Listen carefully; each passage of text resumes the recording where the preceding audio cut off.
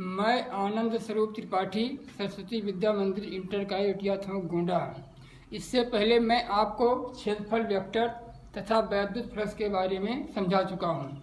मैं आपको आज गॉसियन पृष्ठ तथा गॉस प्रमेय के बारे में समझाऊंगा। तो देखिए बच्चों, पहला जो आज का टॉपिक है वो आपका है गॉसियन पृष्ठ। ध्यान से समझिएगा। पहला आपका जो टॉपिक आज का है गॉसियन पृष्ठ। अब गॉसियन पृष्ठ का उपयोग कहाँ किया जाता है? गॉसियन पृष्ठ का उपयोग तब किया जाता है जहाँ कूलाम का नियम आसानी से उपयोग ना होता हो। तो गॉसियन पृष्ठ होता क्या है? तो आवेशों को परिबद्ध करने वाला बंद काल्पनिक पृष्ठ गॉसियन पृष्ठ कहलाता है, जिसका आकार बेलनाकार, गोलाकार व समतल आकार का होता है। तो गॉसियन पृष्ठ क्या है? आवेशों को परिबद्ध करने वाला, अर्थात आवेशों को बांधने वाला, आवेशों को परिबद्ध करने वाला बंद काल्पनिक पृष्ठ को कहा जाता है गॉसियन पृष्ठ। इसका उपयोग तब किया जाता है जहां कूलाम का नियम आसानी से अप्लाई ना हो। अब जैसे आवेशों के निकाय के द्वारा या किसी आवेशित पदार्थ के द्वारा उत्पन्न वैद्युत क्षेत्र की तीव्रता ज्ञात करने में गॉसियन पृष्ठ का उपयोग किया जाता है। तो गॉसियन पृष्ठ क्या है बच्चों? आवेशों को परिबद्ध करने वाला बंद काल्पनिक पृष्ठ को गॉसियन पृष्ठ कहा जाता है। इसका उपयोग तब किया जाता है जहां कूलाम का नियम आसानी से लागू ना हो। तो ये आपका हो गया गॉसियन पृष्ठ के बारे में। एक नंबर में बोर्ड एग्जाम में गॉसियन पृष्ठ की परिभाषा पूछी जाती है। तो गॉसियन पृष्ठ के बाद अब आपको पढ़ना है गॉस प्रमेय। ध्यान से देखिएगा, ये आपके बोर्ड एग्जाम में आता है गॉस प्रमेय। तो गॉस वैज्ञानिक का नाम है, गॉस वैज्ञानिक का नाम है। तो इससे पहले आपने क्या पढ़ा था? इससे पहले आपने पढ़ा था कि वैद्युत क्षेत्र में स्थित किसी बंद काल्पनिक पृष्ठ से होकर जाने वाली वैद्युत बल रेखाओं की माप को वैद्युत फ्लक्स कहा जाता है।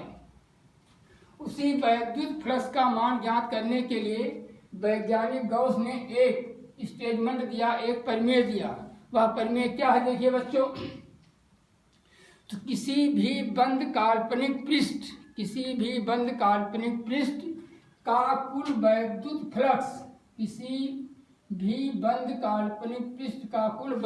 फ्लक्स पृष्ठ से परिबद्ध आवेश का 1/ε गुना होता है। ये हो गया गॉस प्रमेय का स्टेटमेंट। क्या है बच्चों? देखिए एक बार ध्यान से। वैद्युत क्षेत्र में स्थित किसी भी आकार के बंद काल्पनिक पृष्ठ अर्थात गॉसियन पृष्ठ का कुल वैद्युत फ्लक्स Q/ε0 के बराबर होता है। अब हमें इसका पढ़ना है निगमन कि ये फाई E बराबर Q/ε0 क्या है? तो वैद्युत क्षेत्र में स्थित किसी भी आकार के बंद काल्पनिक पृष्ठ का कुल वैद्युत फ्लक्स Q/ε0 गुना होता है, अर्थात उस सरफेस से परिबद्ध कुल आवेश का 1/ε0 गुना होता है।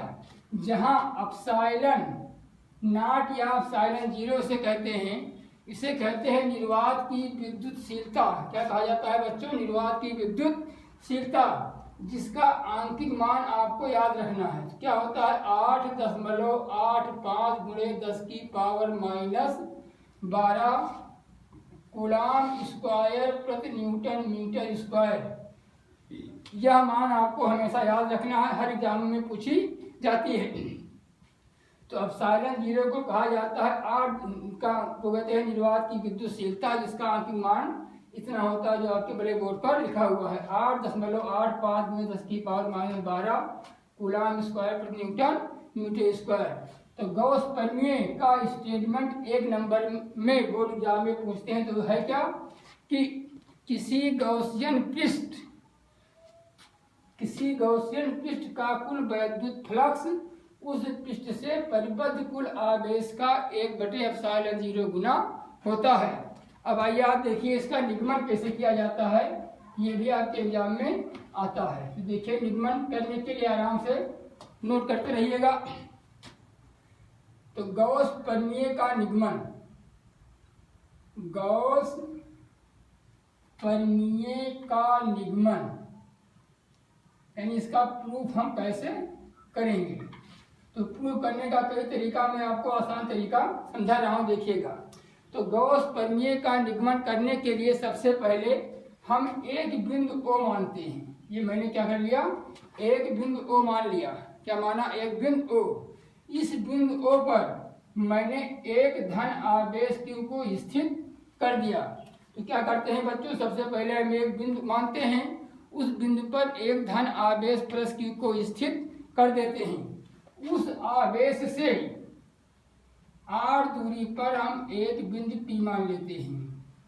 तो आप जानते हैं कि स्थित आवेश अपने चारों ओर वैद्युत क्षेत्र उत्पन्न करता है। तो क्या करेंगे, हम उस दूरी को त्रिज्या मानकर, इस दूरी को त्रिज्या मानकर हम आवेश के चारों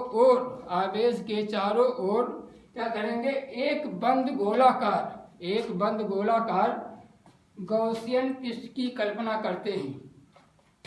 क्योंकि अभी आपको बताया गया है गॉसियन पृष्ठ का जो आकार होता है वह बिल्कुल तरंगों के तरंगाग्र की भांति होता है, जो गोलाकार होता है, समतल के आकार का होता है, बेलनाकार होता है, जिसकी आकृति आवेश की स्थिति पर निर्भर करता है। तो क्या करते हैं, बिंदु O पर हम एक प्लस Q मानते हैं, प्लस Q धन आवेश मान लेते हैं, r दूरी पर एक बिंदु P मानते हैं। अब उस दूरी को त्रिज्या मानकर हम आवेश के चारों ओर एक बंद गोलाकार काल्पनिक पृष्ठ की कल्पना कर लेते हैं। देखिए बच्चों, ऐसे आपको बनाना होगा। आवेश के चारों ओर बंद गोलाकार काल्पनिक पृष्ठ की पहले कल्पना कर लिया। तो क्या आपने माना, आवेश के चारों ओर एक बंद गोलाकार गॉसियन पृष्ठ या बंद काल्पनिक पृष्ठ की आपने कल्पना कर लिया, जिसका क्षेत्रफल A है। क्या आपने माना, क्षेत्रफल आपका ये है। अब जो आपने बिंदु P माना है, उस बिंदु P का हम मान लेते हैं छोटा सा अवयव, छोटा सा भाग, जिसका क्षेत्रफल dA है। यानी गॉसियन पृष्ठ के संपूर्ण एरिया में से मैंने एक छोटा सा एरिया क्या माना, dA माना। अब आपको बताया गया था क्षेत्रफल वेक्टर, तो किसी भी क्षेत्रफल का क्षेत्रफल वेक्टर तल के लंबवत खींचे गए एकांक वेक्टर के अनुदिश होता है। तो इस क्षेत्रफल dA का क्षेत्रफल वेक्टर क्या होगा, गॉसियन पृष्ठ के लंबवत बाहर की ओर होगा। इसे लिखेंगे D वेक्टर A। अब ये क्या है, सूक्ष्म अवयव dA का ये क्षेत्रफल वेक्टर है। अब क्या करते हैं, आपका धन आवेश है, तो आपको बताया गया है धन आवेश के द्वारा उत्पन्न वैद्युत क्षेत्र की दिशा आवेश से दूर होता है, यानी आवेश से दूर, यह आपका हो गया वेक्टर E। तो धन आवेश के द्वारा उत्पन्न वैद्युत क्षेत्र का दिशा और क्षेत्रफल dA का क्षेत्रफल वेक्टर, दोनों का दिशा क्या है, एक ही ओर है, समान है। यानी क्या है कि दोनों समान सदिश की भांति व्यवहार करते हैं। वेक्टर E तथा D वेक्टर A समान सदिश की भांति व्यवहार करते हैं। अब तो हमें क्या निकालना है कि इस आवेश के द्वारा कितनी वैद्युत बल रेखाएं बाहर हो रही है, हमें उसी का माप ज्ञात करना है। तो संपूर्ण वैद्युत बल रेखाओं की माप ज्ञात करने के लिए हम पहले इस छोटे से एरिया के द्वारा निर्गत वैद्युत फ्लक्स का मान ज्ञात करेंगे, जिसका मान क्या होगा बच्चों, देखिए d फाई E। आपको बताया गया है कि वैद्युत क्षेत्र में स्थित किसी छोटे से क्षेत्रफल द्वारा निर्गत वैद्युत फ्लक्स का मान जो होता है vector E dot D vector A. कैसे मिला है? वैद्युत फ्लक्स की परिभाषा से। तो डी फाई ई बराबर vector E dot vector d A. अब क्या लगाएंगे हम? Vector A dot vector B का नियम, तो हो जाएगा E d A cos theta, E d A cos theta. अब देखिए, अब थीटा का मान क्या होगा? तो आपने पढ़ा है कि समान सदिशों के बीच कोण का मान 0 डिग्री होता है।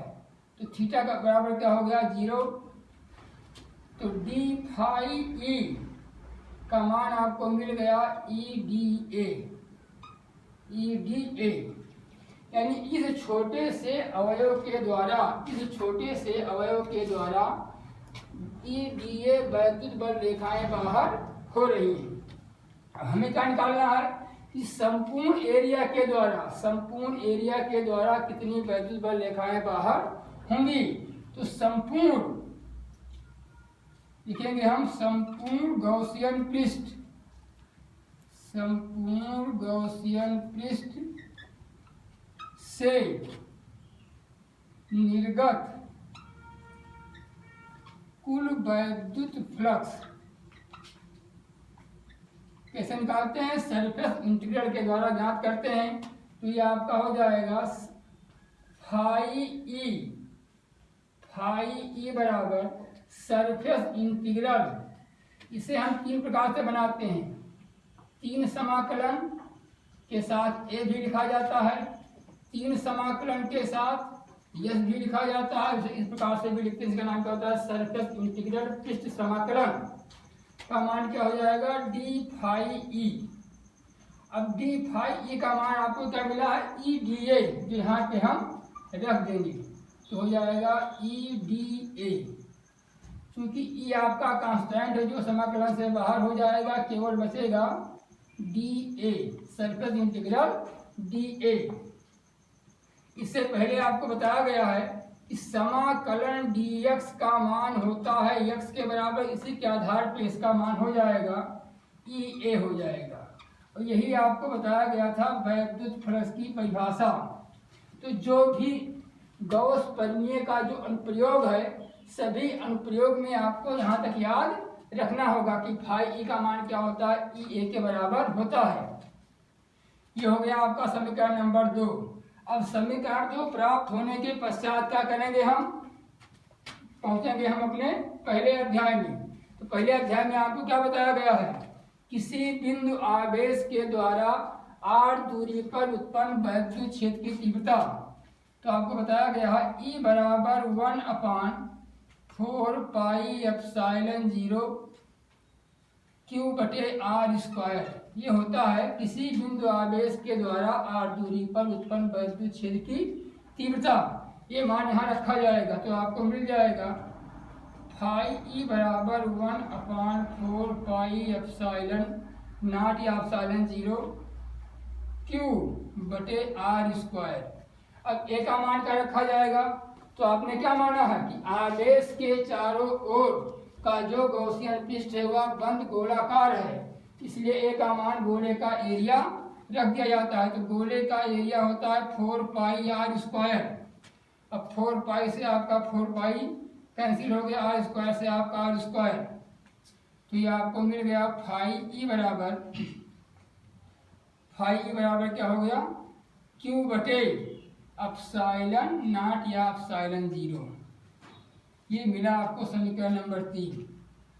इसी को गॉस प्रमेय का गणितीय रूप भी कहा जाता है। तो गॉस प्रमेय क्या है बच्चों? बंद काल्पनिक पृष्ठ वैद्युत क्षेत्र में स्थित बंद काल्पनिक पृष्ठ का कुल वैद्युत फ्लक्स उस सरफेस से या उस पृष्ठ से परिपथ कुल आवेश का 1/एप्सिलॉन 0 गुना होता है। ठीक है, तो आपके एग्जाम में पूछा गया हो कि गॉस प्रमेय का गणितीय रूप लिखिए, तो आपको केवल एक नंबर में इतना ही लिखना होता है, फाई ई बराबर Q बटे एप्सिलॉन 0 पे आपको एक नंबर मिल जाएगा। तो ये हो गया गॉस प्रमेय का गणितीय रूप भी आता है एक नंबर में। गॉस प्रमेय का स्टेटमेंट भी पूछा जाता है। तो गॉस प्रमेय का एक बार सुन लीजिए, स्टेटमेंट क्या होता है? वैद्युत क्षेत्र में स्थित किसी भी आकार के बंद काल्पनिक पृष्ठ का कुल वैद्युत फ्लक्स उस पृष्ठ से परिबद्ध कुल आवेश का 1/0 गुना होता है। तो यह आपका रहा बच्चों गॉस प्रमेय का निगमन, जिसे आपको तैयार रखना है। इसी प्रकार से गॉस प्रमेय का निगमन करते हैं।